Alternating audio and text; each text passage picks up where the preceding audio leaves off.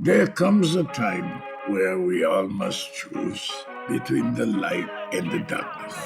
Amazon Prime's new series, Hunters, is a brutal espionage thriller about an eclectic team of Americans with one single goal: killing Nazis secretly living in the United States. Think Inglourious Basterds, set in 1970s New York.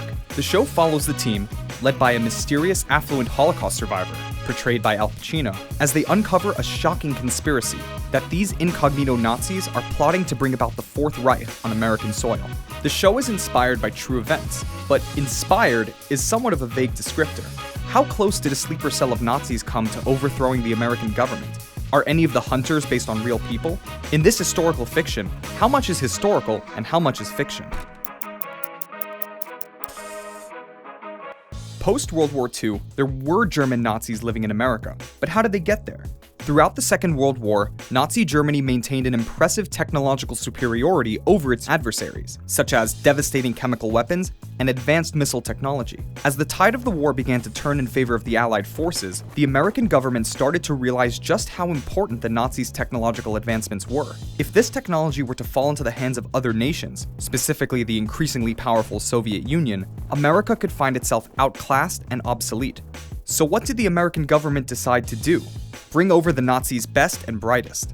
Through the efforts of a newly formed and highly secretive government organization, the JIOA, approximately 1,600 Nazi scientists were brought to America with the sole purpose of utilizing their scientific expertise to keep America at the forefront of military innovation. President Truman forbade bringing over anyone who was a member of the Nazi Party or more than a nominal participant in its activities, thus rendering most of the scientists ineligible. But a simple executive order wasn't going to stop the JIOA. So, in order to circumvent the restriction, they whitewashed the details of the recruits and downplayed their Nazi pasts. As disturbing as the fact is, the truth is some of these Nazi-turned Americans were instrumental in the United States' nuclear and space programs. The most notable example of this is with the infamous scientist Wernher von Braun. During the war, von Braun was the aeronautics engineer behind one of Germany's most effective weapons, the V-2 rocket. Using the forced labor of concentration camp prisoners, von Braun built these weapons. Just a few years after serving as part of the Nazi war machine, von Braun and his colleagues became integral parts of America's weapons and space programs. Wernher von Braun would go on to become the director of NASA's Marshall Space Flight Center, and was the chief architect behind the Saturn V launch vehicle, the technology responsible for sending America's astronauts into space, and later to the moon. In fact, some question whether one of the United States' most symbolic achievements of the 20th century would have been feasible without the help of Nazis. In Hunters, von Braun and other scientists from the JIOA are portrayed as the conspirators trying to bring about a Fourth Reich, but there is no evidence of any real-life anti-American plots, as far as we know. While the villains of Hunters are a mix of fact and fiction, how much reality is there to our heroes, the team of Nazi hunters? So there were teams of vigilantes who did their share of Nazi fighting, but it wasn't in the 70s, it was in the 30s, before World War II. Before the war, the German-American Federation was a pro-Nazi community organization with the goal of extolling German virtues across the nation. They held parades, had youth camps, and even had a rally in Madison Square Garden attended by 20,000 supporters. Clearly, Nazi sympathy was on the rise. Resistance to the growing fascism came from an unexpected place: the Jewish mob. Jewish leaders of organized crime, including infamous crime lord Meyer Lansky, provided funding and weapons to groups of citizens who would disrupt these rallies. Armed with baseball bats and brass knuckles, these crews dubbed themselves the Minutemen, a name originally used by American revolutionaries against the British. So even though the Minutemen weren't a highly trained crew of mercenaries hell-bent on revenge, they certainly got the job done. Al Pacino plays a Holocaust survivor, motivated by vengeance. Were there in fact real survivors who dedicated their lives to tracking down Nazis hiding around the world and bringing them to justice?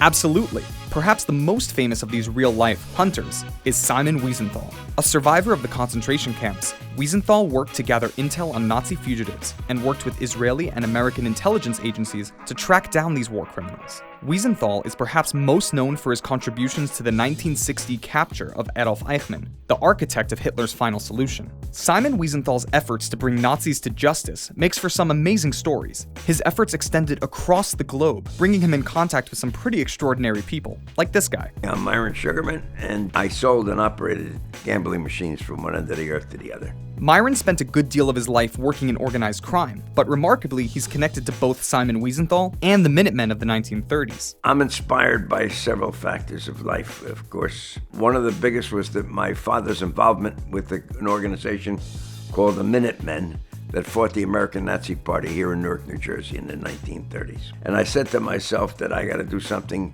that my father would be proud of. Myron met Simon Wiesenthal in the mid-1960s, and the two of them struck up a partnership. Now, this is 1965-66. What would happen is that Nazis, old Nazis, friends or colleagues would get into disputes basically over money or whatever the issue was. And one would say to the other, "You son of a...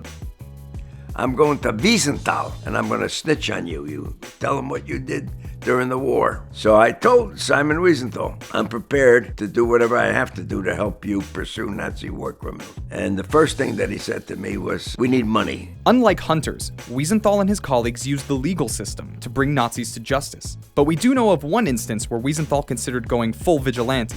That's when he called Myron and his friend Joey Sodano to a meeting. He says, "There's a guy in West Virginia, an anti-Semite, that's sending Nazi propaganda all over Europe. I want the son of a killed." Myron and Joey were able to calm Wiesenthal down, and the plan was never carried out. And Myron insists that this was an isolated incident and entirely out of character for Wiesenthal. But clearly, Wiesenthal was willing to resort to measures worthy of the Amazon show. So while the hunting and Fourth Reich conspiracy featured in Hunters is purely fictional, the influence of Nazi science on American technological innovation, as well as stories of not-so-average citizens bringing Nazis to justice, are more real than you might have thought. Thanks for watching. If you like what we're doing here, consider subscribing. And if there's something you want to see us tackle in an upcoming video, be sure to let us know in the comments.